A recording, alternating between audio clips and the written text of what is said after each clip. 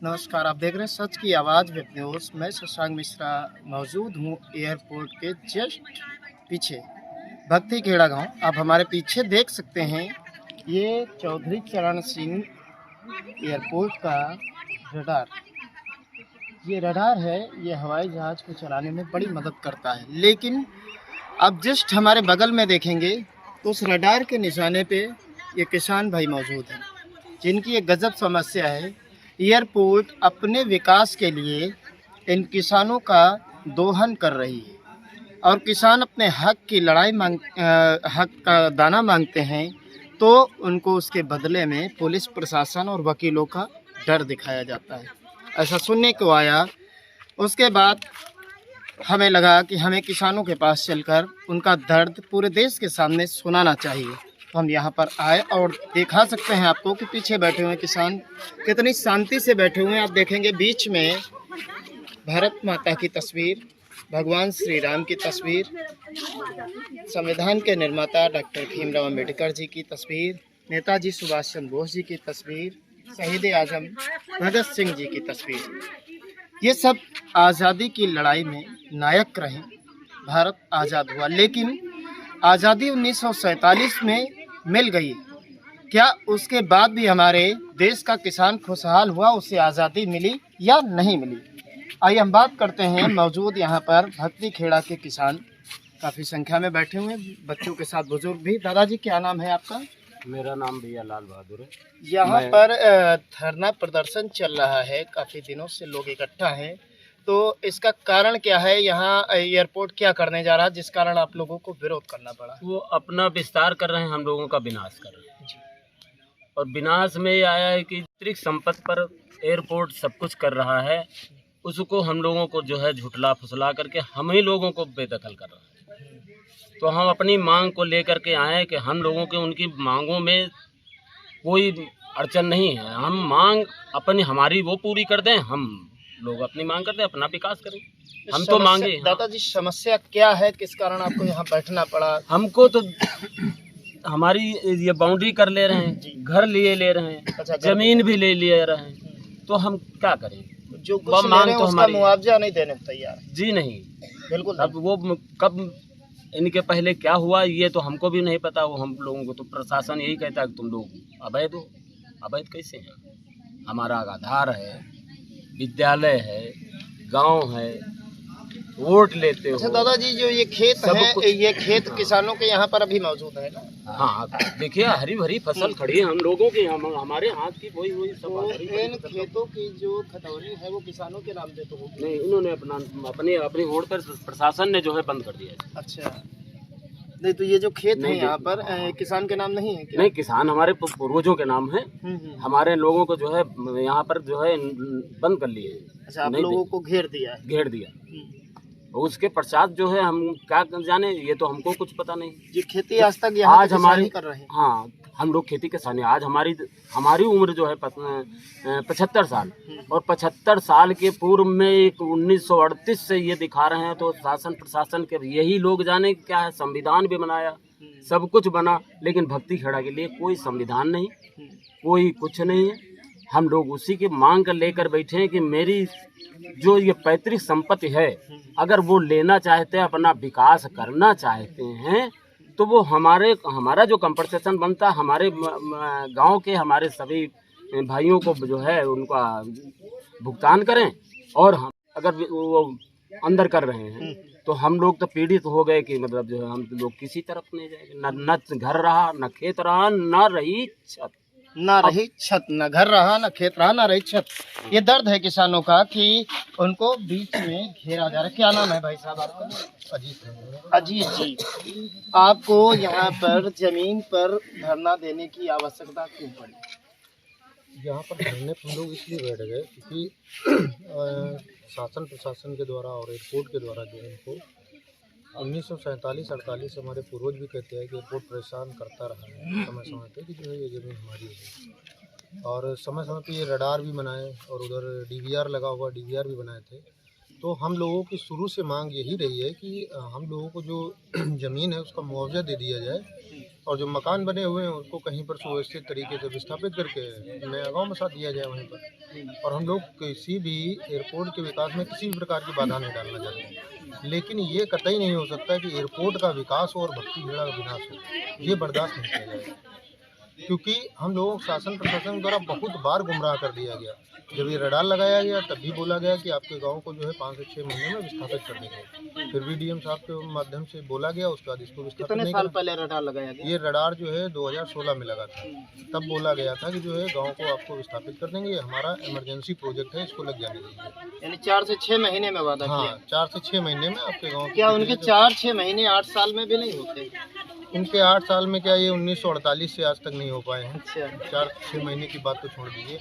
और हमें समझ में ये नहीं आता है कि समय समय पे हमारे पूर्वज और हम खुद जो है व्यक्तिगत जो है प्रधानमंत्री, मुख्यमंत्री, राज्यपाल, गृह मंत्री सभी लोगों को बाकायदा जो है स्पीड पोस्ट करके लेटर भेज करके अवगत कराते रहे। कम से कम जो है हजारों हजार की संख्या में लेटर गए होंगे, लेकिन अब तक एक छोटा सा गांव जहां पे मात्र 175 से 180 मकान होंगे, उसको आज तक गवर्नमेंट कहीं पर सुव्यवस्थित तरीके से विस्थापित नहीं कर पाई है। और गवर्नमेंट हमसे पूछती है कि जो है हमने इसका मुआवजा दे दिया है, आप लोग अवैध हैं।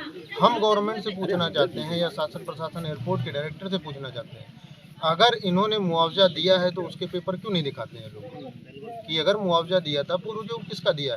ये मुआवजा मात्र वो भी यहाँ पर आज़ादी के समय द्वितीय विश्व युद्ध के दौरान जो है सेना ने यहाँ की ज़मीन थोड़ी बहुत 414 एकड़ एक्वायर की थी। उस ज़मीन पे ऑलरेडी इन्होंने एयरपोर्ट बना रखा है, जिसका इन्होंने हमारे पूर्वजों या जमींदारों को मुआवजा दिया होगा। उसके अलावा यहाँ पर किसी भी प्रकार का कोई अधिग्रहण नहीं हुआ है, न किसी प्रकार का मुआवजा दिया गया है। अब समझ में ये नहीं आता कि शासन प्रशासन क्या खेल खेल रहा है। शासन प्रशासन डीएम आते हैं यहाँ पे धमकाते हैं, अगर आप सरकारी काम में बाधा डालोगे आपके ऊपर इतनी धाराएं लगाएंगे कि आप उठ भी नहीं पाओगे।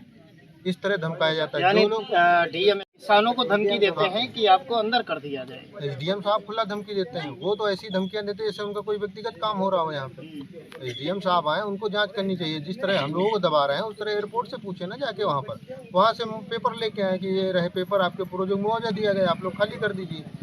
जब उनके पास कोई पेपर नहीं है तो हम किस बिहाफ पे मान लें कि हम लोग जो है यहाँ पर अवैध बसे हैं। और जो गांव की बात करते हैं कि भक्ति खेड़ा अवैध है, तो हम कैसे मान लें अवैध है? वहाँ पे गवर्नमेंट ने मतदान केंद्र बना रखा है, प्राथमिक विद्यालय बना रखा है, वहाँ पे एक शिक्षक की गवर्नमेंट टीचर की जो है नियुक्ति कर रखी है। तो फिर कैसे ये जो है अवैध हो सकता है? हमको ये बात नहीं समझ में आती। एयरपोर्ट के जो लोग आते हैं वो कहते हैं गाँव अवैध है, शासन प्रशासन के लोग कहते हैं अवैध है। ये बात हमें समझ में नहीं आ रही। आखिर सरकार ऐसा ये जो है रवैया हम लोगों के साथ क्यों अपना रही है? ये बड़ी बात है कि एक गांव में सरकारी स्कूल भी बन जाता है और मतदान केंद्र भी बन जाता है और बहुत सारी चीज़ें सरकारी गतिविधियां बराबर चलती रहती हैं, लेकिन उसके बावजूद भी एयरपोर्ट अथॉरिटी ऑफ इंडिया के जो लोग हैं, चौधरी चरण सिंह एयरपोर्ट के जो लोग हैं, वो बोलते हैं भक्ति खेड़ा गाँव अवैध है। अगर गाँव अवैध है तो उसमें सरकारी सुविधाएँ कैसे? ये एक बड़ा सवाल है। डीएम एसडीएम भी बोलते हैं कि गाँव अवैध है। अगर गांव अवैध है तो उनमें सरकारी सुविधाएं और मतदान केंद्र जैसी चीज़ें किस प्रकार से हैं? क्या सरकार को ये सब सुविधाएं देने से पहले उस गांव का वैध और अवैध होना नहीं दिखता है? ये तो बड़ा सवाल है, शासन प्रशासन जानेगा। ये और हम लोगों से बात करते हैं। क्या नाम है भाई साहब? नवनीत यादव जी। ये बताइए, भक्ति खेड़ा गांव भाई साहब यहाँ पर किसान मौजूद हैं, उनके हिसाब से अवैध है और वहाँ पर सारी सरकारी सुविधाएं भी विकसित की जाती हैं कि जैसे स्कूल हो गया, मतदान केंद्र हो गया। मतदान केंद्र तो जरूरी है, मतदान केंद्र है, हम लोग के पास वोटर आईडी कार्ड है, आधार कार्ड है, पैन कार्ड है, सब कुछ है, तो हम लोग किस चीज के अवैध हैं? ये सरकार हम लोग को कीड़ो मकोड़ा समझती है। जिधर ऐसा तो नहीं है सरकार मतदान केंद्र अपने लिए बनवा दी हो, वो उसी टाइम उसी समय तो याद करती है, बाकी तो ये समझ रही है सब कीड़े मकोड़े हैं, कुछ जानते तो है नहीं। यही सब करना चाह रही है, जो मन आता है वो मनमानी कर रही है अपना। अवैध कहाँ से हमको बताइए। मुख्य मांग क्या है सरकार? मुख्य मांग हमारी ये है, हमारे गांव का विकास करे और अपना जो बनाना है बनाए। पहले तो नाम बताइए। सर मेरा मुकेश कुमार। मुकेश कुमार जी, क्या मुख्य मांग क्या है सरकार? सर सबसे पहले तो हम आपका धन्यवाद करते हैं, जो कम से कम हम लोग गरीबों के बीच में आप आए, अन्यथा कोई आता भी नहीं हम लोगों के गरीबी में। मांग तो सर बात छोड़ दीजिए सर, जो अत्याचार हो रहे हैं हम लोगों के साथ। क्या अत्याचार हो रहा है? सर अत्याचार तो ऐसे हो रहे हैं कि जैसे हम लोग कोई बाहरी हूँ, विदेशी हूँ। सर 30 तारीख को एसडीएम साहब अपने पूरे फोर्स के साथ आते हैं और सर हमारा पूरा गांव घेर देता है। और सुबह इतने समय आते हैं, बच्चे स्कूल जाते समय समझ लीजिए बच्चे जैसे ही बाहर निकले सर इतनी फोर्स थी कि इतना डर गए कि कम से कम वो घर में उनको शांत कराने में वो हो गया। आज बच्चे डर गए। जी सर, हमारे गांव तक से पूरी फोर्स और 2-3 लोग बीमार थे, उनको घर से गांव से नहीं निकला दिया गया। इतना अत्याचार। उसके बाद फिर जब उस दिन ये लोग फोर्स आई तो क्या किया सर, फोर्स आई धमकाने लगे कि आप नहीं निकल सकते, अच्छा, जबरन सब कुछ करने लगे। फिर जब वो काम उस दिन कैसे उन्होंने टाल दिया और फिर जब दोबारा आए तो वहाँ रहीमाबाद के यहाँ आए तो वहाँ कम से कम 150-200 वकील लेकर आए थे। तो शायद वो वकील नहीं थे, उसकी क्लिप एक वायरल भी हो गई है, उसमें कम से 10-12 वकील थे और उसके बाद सब गुंडे माफिया के से कहाँ के, अब ये हम नहीं बता सकते, लेकिन वो सब वर्दी पहना के सर लाए गए थे। और हम लोग बहन बेटियां वहाँ थी। जब हम लोग कौन ला रहा है? अडानी साहब ला रहे हैं? अरे सारे अडानी साहब ला रहे हैं, एसडीएम साहब ला रहे हैं, कौन ला रहा है यही तो हम लोगों को नहीं पता है सर। हमारी आवाज़ ही ऊपर तक नहीं जा रही। लेकिन भारत के प्रधानमंत्री जी ने एक बात बोली थी कि भारत के देश का जो चप्पल पहनने वाला नागरिक होगा उसको हम जहाज से घुमाएंगे। ऐसा तो नहीं है कि आप लोगों को जहाज से घुमाने की तैयारी कर? जहाज से घुमा के हो सकता है पाकिस्तान बांग्लादेश से कहीं न कहीं और छोड़ दें, यही हो सकता है। और सर ये देखिए, सोच लीजिए इतना करने के बावजूद भी इन लोगों का मन नहीं भरा हुआ है कि सोच लीजिए इतनी भद्दी गाली हमारी बहन बेटियों को वहाँ दी गई। और वहाँ मतलब किसने गालियाँ दी सर? जो वकील लेकर आए थे। अच्छा, वकीलों ने गाली दी। वकीलों का हमारे खेतों में क्या काम सर? जी बिल्कुल। और उन्होंने गालियाँ दी। शासन प्रशासन वो उनको तो पीछे कर दिया गया, लेकिन वकीलों को आगे कर दिया गया कि आप चलिए गुंडाई करिए, कुछ भी करिए, हमें कब्जा दिला दीजिए। सर एक चीज़ हमें ये नहीं समझ में आया, अगर हमारा खेत यदि कम पड़ता है तो हमें यदि उस ज़मीन को चाहिए होती है तो तहसील या कहीं ना कहीं उसका हम लोग कानूनन प्रक्रिया कुछ होती है, उसकी नपाई जुकाई होती है, कुछ वो होता है। यहाँ सर इनका लोगों का कोई नपाई जुकाई, अगल बगल ज़मीनें पर किसी से कोई मतलब, जहाँ से चाह रहे हैं वहाँ से बाउंड्री लेकर चले आ रहे हैं। कोई प्रकार का आप लोगों को नोटिस, सूचना, कोई प्रकार की बातचीत ना, जो कुछ नहीं हुआ सारे किसी चीज़ से कोई मतलब नहीं। जो आई हुई है बाउंड्री सर, इनकी कोई नपाई चुकाई आई नहीं। किसी को ये नहीं पता कि मेरी ज़मीन अंदर है कि बाहर है, सीधे डायरेक्ट करते हुए चले आए, सीधे जो है बाउंड्री वाल करना, बाउंड्री वाल सीधे करते हुए चले आ रहे हैं। इनसे कोई मतलब संविधान से कोई मतलब नहीं, संविधान को मतलब पूर्ण रूप से केवल धज्जियां उड़ाई जा रही हैं। भैया ये तो देख के लगता है कि हम लोग आज़ाद भारत में नहीं हैं। सर हम लोग आज़ादी ही नहीं, वही तो हम चिल्ला के कह रहे हैं। उधर देखिए सर, हमने लिखा अंग्रेजी शासन खत्म किया जाए।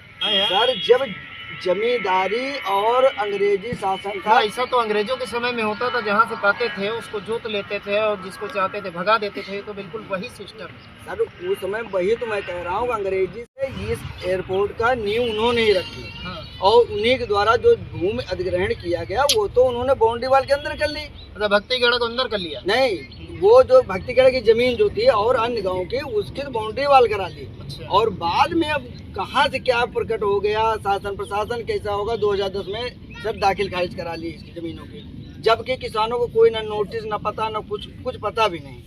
अब आज वो पोजीशन आ गई है कि सर अब पैसे और इसके दम पर सर कुछ भी कर लें। अब देख लीजिए, कोई सुनने वाला नहीं, चाहे जहाँ जाओ। अगर मीडिया भी आती है तो यहाँ वकील साहब हमारे लगे हुए हैं एयरपोर्ट के, उनको अगल बुला के ले जाते हैं। अब क्या उनसे बात करते हैं, अब ये हमें भी नहीं। कोई बात नहीं, आपकी आवाज़ हम पूरी उठाएंगे, बिल्कुल निसंकोच आप बोलिए। हम लोग तो सिर्फ ये चाहते हैं कि हमारी आवाज़ को दबाया न जाए।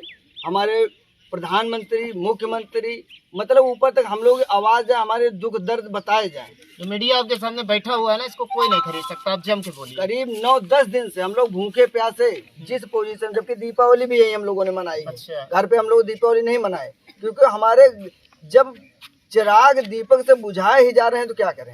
दीपावली यहीं किया? बिल्कुल दीपावली। अब हम लोग तो केवल एक मांग कर रहे हैं। क्या इरादा भाई साहब? ये टेंट है और जाड़ा आने वाला है। सर ये टेंट है ही कहाँ, ये तो हम लोगों द्वारा फटा पुराना कहीं से पड़ा था, उसको उठा के बांध लिया। तो जाड़े में इसके नीचे कैसे रुकेंगे आप? सर जाड़ा पर जब हमारे घर ही, या फिर आपको उम्मीद है कि सरकार आपको जाड़े में नहीं मरने देगी? सर मैं सिर्फ एक शब्द आपसे पूछ लेना चाहता हूँ कि सर जब हमारे घर ही छिन जाएगी तो तब तिरपाल और यही तो हमारा सहारा, और उसके बाद सहारा भी नहीं। हम लोग खुद चाह रहे हैं कि ये लोग एक काम कर दें, हमें सिर्फ मार दें, कुछ भी कर दें, मतलब ख़त्म ही कर दें, तो हम लोगों को इस चीज़ से छुटकारा भी मिल जाएगा और इन्हें भी पूरा काम करने का मौका मिल जाए, अपना चाहे जहाँ से करे कुछ न करे। सिर्फ एक विनती है, केवल हम लोगों को मार दिया जाए बस। देखिए आप सुन सकते हैं कि ये दर्द है, हमें मार दिया जाए ऐसा लोग कह रहे हैं। ये दर्द इतनी जल्दी किसी के अंदर से नहीं निकल सकता है। ये आज़ाद भारत का वो गांव है जो कि आज भी गुलामी झेल रहा है। भक्ति खेड़ा लखनऊ में एयरपोर्ट के अंदर, एयरपोर्ट का नाम सुनते ही लोगों को चेहरे खिल जाते हैं कि मैं तो एयरपोर्ट के पास रहता हूं। लेकिन यहाँ के जो किसान हैं और ग्रामीण हैं, एयरपोर्ट इनके लिए दंश बन चुका है, वो जंजाल बन चुका है, जिससे ना तो वो निकल पा रहे हैं और ना ही उसमें रह पा रहे हैं। एयरपोर्ट जैसी जगह जहाँ पर अच्छे अच्छे अमीरजादे रोज लैंड करते हैं और यहाँ से उड़ान भरते हैं, लेकिन इन गरीबों के लिए क्या? इन गरीबों के लिए वही एयरपोर्ट जी का जंजाल बना हुआ है। उनको बिल्कुल ऐसा लगता है कि वो आज़ाद भारत में नहीं बल्कि 1947 से पहले वाले भारत में रह रहे हैं। अभी जब हम रास्ते से आए तो हमें था वो रास्ता लगा ही नहीं कि आजकल का रास्ता है, ये सैकड़ों साल पहले का रास्ता दिखाई दिया, खड़ंजा, वो भी उबड़ खाबड़ रोड, जिससे इस गांव के लोग निकलने को बराबर तैयार रहते हैं। अभी आपने सुना कि यहाँ के किसान बेचारे कह रहे हैं कि मुझे मार दिया जाए, लेकिन ऐसी जिंदगी से निजात दिया जाए। मारने जैसा शब्द बड़ी ही मुसीबत में लोग कहते हैं जब उनके दिलों में जबरदस्त दर्द होता है। क्या सरकार इन लोगों की भावनाओं को समझकर इनके लिए विस्थापन की व्यवस्था करेगी या इनको न्याय देने का कार्य करेगी, या आने वाले समय में देखने वाली बात होगी। बहरहाल इन लोगों ने दीपावली जैसा दीपोत्सव का त्योहार, जहां एक तरफ अयोध्या में बहुत बड़ा दीप प्रज्वलन करके दीपोत्सव मनाया जाता है, वहां पर लाखों दिए जलाए जाते हैं, और यहाँ पर किसान बेचारे टेंट के नीचे, जो कि बीच बीच में फटा हुआ भी है, उसके नीचे अपनी दिवाली मनाते हैं, उसी के नीचे भैया दूज मनाते हैं, उसी के नीचे गोवर्धन पूजा करते हैं। ऐसे कई सारे त्योहार जो इनको घर में करने चाहिए थे, वो सारे त्योहार उनको यहाँ करने के लिए मजबूर होना पड़ रहा है। क्या सरकार की नज़र इतनी कमज़ोर हो गई है कि इन किसानों पर नहीं पड़ती है कि इनको त्योहार में घर जाना चाहिए था? क्या गरीबी एक अभिशाप है? क्या किसान होना एक अभिशाप है? जब चाहो उनकी ज़मीन छीन ली जाए, बिना किसी नोटिस के किसी की ज़मीन पर कब्जा करना गैर कानूनी अपराध है। लेकिन यही अपराध जब एयरपोर्ट अथॉरिटी ऑफ इंडिया जैसे लोग, यानी गौतम अडानी जैसे लोग करते हैं, और साथ में डीएम एसडीएम जैसे प्रशासनिक लोग आकर के उनकी आवाज़ को दबाते हैं, उनको खुलकर आवाज़ भी नहीं लेने देते हैं, तो ऐसे लोगों के लिए क्या है? ये देखकर बिल्कुल साफ साफ लगता है कि ये देखिए आप पीछे बोर्ड लगा हुआ है, युवक कृषक मजदूर सेवा संस्थान उत्तर प्रदेश, थाना स्थल मोहम्मदपुर, भक्ति खेड़ा। भक्ति खेड़ा गाँव के पीड़ित किसानों की मांग, अंग्रेजी शासन खत्म किया जाए, आज़ाद देश के कानून के जिला कलेक्टर के द्वारा पीड़ित किसानों को अधिकार दिया जाए। यानी कि इनको ये महसूस हो रहा है कि हम आज़ाद भारत में नहीं हैं। यहाँ के किसानों को ये पूरी तरह से लगता है कि वो आज़ाद भारत में नहीं, वो गुलाम भारत में आज भी मौजूद। 1947 में मिल गए, लेकिन भक्ति खेड़ा के लोगों को आज भी गुलामी ही दिखाई दे रही है। उनको ये नहीं नज़र आ रहा है कि वो आज़ाद भारत में उनके साथ बराबर विकास हो रहा है, ये नहीं हो पा रहा है। चलिए देखने वाली बात होगी क्या इनके साथ सरकार, प्रशासन या एयरपोर्ट अथॉरिटी ऑफ इंडिया न्याय करेगा, या बेचारे यहीं जाड़े में दम तोड़ते हुए नजर आएंगे, क्योंकि इन्होंने उम्मीदें छोड़ दी। कुछ लोग तो इच्छा मृत्यु तक का, देखिए आपके सामने बात मांग रहे हैं। क्या उन्हें न्याय मिलेगा या उन्हें मौत की कगार पर छोड़ दिया जाएगा? यह भविष्य में देखने वाली बात होगी। कैमरामैन राजन के साथ मैं शशांक मिश्रा, सच की आवाज़ वेब न्यूज़।